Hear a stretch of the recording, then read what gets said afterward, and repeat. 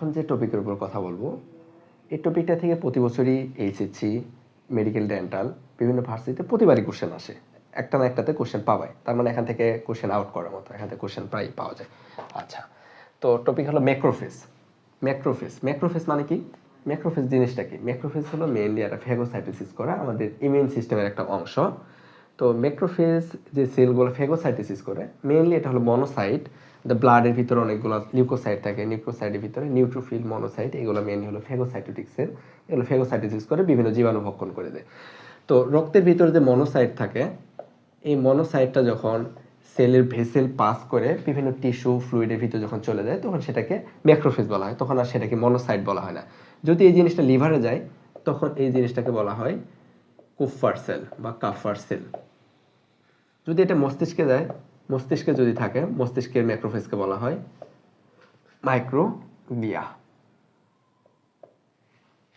ফুসফুসের ম্যাক্রোফেজকে বলা হয় অ্যালভিওলার ম্যাক্রোফেজ। ফুসফুসের ভিতরে অ্যালভিওলি থাকে, অ্যালভিওলার যে ম্যাক্রোফেজ সেটাকে বলা হয় অ্যালভিওলার ম্যাক্রোফেজ। স্প্লিন বা প্লিহা, এটাকে বলা হয় স্প্লিনিক ম্যাক্রোফেজ। Splenic macrophage. ত্বক বা স্কিনে যে ম্যাক্রোফেজ সেলগুলো থাকে যেগুলো আমাকে প্রোটেকশন দেয় আমাদের, সেটা হলো ল্যাঙ্গারহ্যান্স সেল। Langerhans sell. তারপর অস্থি বা বোনসে থাকে হলো অস্টিওক্লাস্ট।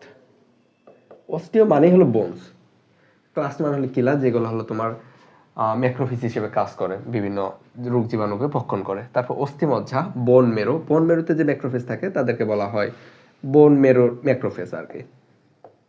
বোন মেরু ম্যাক্রোফেজ। তারপরে বৃক্ক বা কিডনিতে যেটা থাকে তাদেরকে বলা হয় মেসনার্স সেল বা মেসনার্স ম্যাক্রোফেজ। তারপরে পেরিটোনিয়ামে থাকে হলো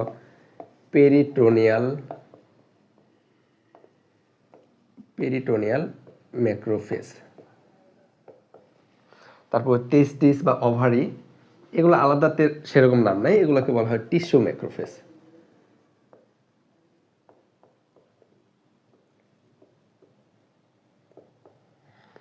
তারপর আছে লসিকা গ্রন্থি বা লিম্ফ নোড।